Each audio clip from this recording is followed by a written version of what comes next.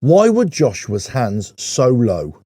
Let's get into it. Hello, welcome to I'm your son. I hope you're well. So the question that's been bouncing off the walls over the last week or so has been, why were Anthony Joshua's hands so low? Why was his defense so poor? Why were his tactics perceivably, conceivably, assumingly so poor against Daniel Dubois? And that's why he lost the fight, right? So I've said in other videos that part of the problem of Anthony Joshua against Daniel Dubois was his lack of movement and the way he was walking into the ring. And lots of other people have commented on this as well recently, that they saw similar sorts of things that I did, granted after the event. But what I was saying post-fight is that it was his movement that was really letting him down, and he just kept himself in range for too long. One of the other big problems, of course, was his hands were low. So he had no defense. But why? Why did he have no defense? Was this the tactic the whole time? Now, I've heard some other rumors in the last couple of days saying that actually Anthony Joshua and his team, they purposely lost this fight. And I'm thinking, what? What are you talking about? Okay, I think that's absolute nonsense. Nobody goes into a ring to purposely lose this fight. But I think they've probably got their tactics completely wrong. But the hands low weren't a mistake. That was part of the tactics. The whole point was to get Daniel Dubois in range, to keep him in range, to invite the jab, to invite the backhand, and time him with counter punches over and over again. That's what appears to have been the tactic that went completely wrong, because Joshua got hit, and he got hit very hard, and from then on, the game plan went totally out the window. Now, one of the problems here is that Anthony Joshua and his team didn't change it up, didn't react to this in any way, shape or form. You go in with a certain game plan, it's clearly not working because you just don't expect a fighter like Daniel Dubois to come straight at you with all guns blazing. You'd planned for it, but possibly you planned for it in the second or third round, not straight away. So you underestimated your opponent. You were lethargic going into the ring and also getting warmed up into that first round as well. You immediately saw that Daniel Dubois was on it and you're not. And you weren't able to change it up. Now, surely you would imagine the quality of Anthony Joshua, or a type of Anthony Joshua, would be able to deal with this, would be able to work this out on the fly and immediately get back to a defense. But it appears they were so programmed that this is the way they were going to fight. It didn't really work. It wasn't really working. The game plan went out the window because he kept himself in range. He wasn't moving his feet. He wasn't really able to dish out his own jab and his own right hand with ferocity and with full power because he was just too close a lot of the time. And because he was guard so low, because he wanted to invite on that attack from Daniel Dubois, he just kept on getting hurt, getting tagged over and over again. For Daniel Dubois, it was easy. For Joshua, it was probably one of the worst days at the office in every single way. Not only was he getting busted up in there, he got it completely wrong. And not only Anthony Joshua, but also his team, they got it completely wrong as well. Now, lots of people have remarked that Anthony Joshua he was acting like an amateur boxer, he was acting like a novice. And on first impressions, that's exactly what it appeared. It appeared that he'd lost all his boxing fundamentals. This was just too incredible to be true. What is going on? But I'm of a firm belief that this was a master plan that backfired on them. And they only started to get it back on track around about round 4, the end of round 4. And they were starting to think, right, do you know what?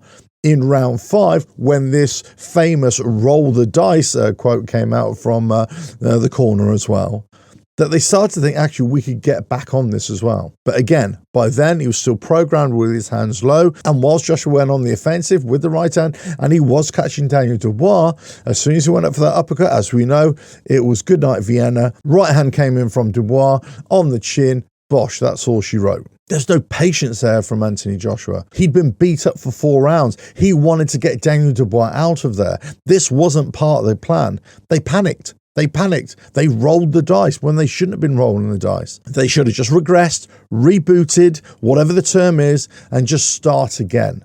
but they weren't able to do that. So what is it with these low hands? Why were they so low? What is it with this tactic that him and the team, Ben Davison and Natal, that they're basically saying, look, this is your strength. If you remember when Ben Davison went with Joshua for the first time and they started working with each other, and he was basically saying, look, we're giving Anthony Joshua back the tools that he's best at. There's no point in holding back this monster, this beast. You just got to let him do what he does best. And what he does best is landing that right hand with the jab and that right hand. That's what we know Joshua for. But the problem is they didn't gauge the distance properly enough. They didn't gauge how quickly Dubois would close that distance. So that part of the plan went completely wrong. If he was keeping it a distance and keeping the hands low, that would give Dubois a false sense of security that you can go in with a jab, go in with a right hand, possibly overextend, miss, and then Joshua would be in with the right hand, let's say, or the left hook or the right hand, whatever counter he wants to come with. But the point is he was in range the whole time. So he was failing on multiple different levels. He was complacent. He failed to acknowledge the skill and the speed of Daniel Dubois.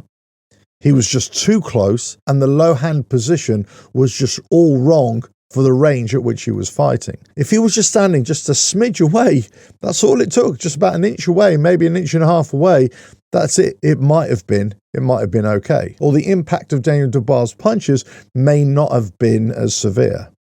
If he'd had his guard up, then those punches wouldn't have been severe either. So I don't think this was a mistake. In fact, lots of people are kind of coming out and saying this was not a mistake. This was part of their plan the whole time. It was just a plan that completely backfired.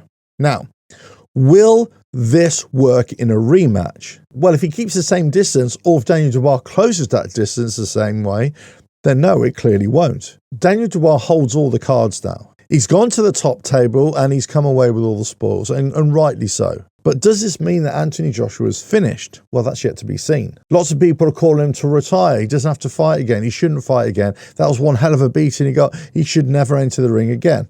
I don't buy that. I think he's still got a lot to offer. And I've said in a previous video, the only fight for Anthony Joshua is to get back in the ring with Daniel Dubois. If he wants to get back his credibility, if he wants to dine at the top table with the U6 and the Furies of this world, he has to get in the ring with Daniel Dubois. But if he goes in with the same low hands, then he's going to get caught unless he can hold the distance. And his movement, his footwork has to be so much better. The low hands alone were not the only reason that Anthony Joshua lost his fight. It was a combination of things. And I think it's clear to see. It was a combination of things that all went completely wrong on the night. However, could they work in his favor in a rematch? Could they work in his favor against Daniel Dubois again? I believe so. But all the gods need to be smiling down on him and the sun needs to be shining. And that's also suggesting that Daniel Dubois doesn't read this as well. He knows what's coming.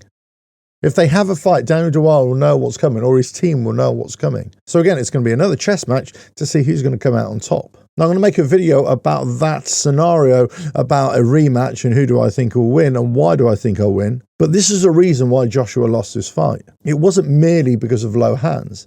The low hands weren't a mistake. It was a tactic. It was a tactic to invite Daniel Dubois in range, to get him off balance, to make him look messy, to make him miss, and then to counter. And to counter at full extension so you get full power. But none of that worked on the night.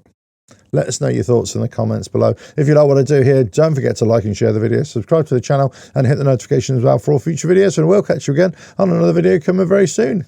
Bye now.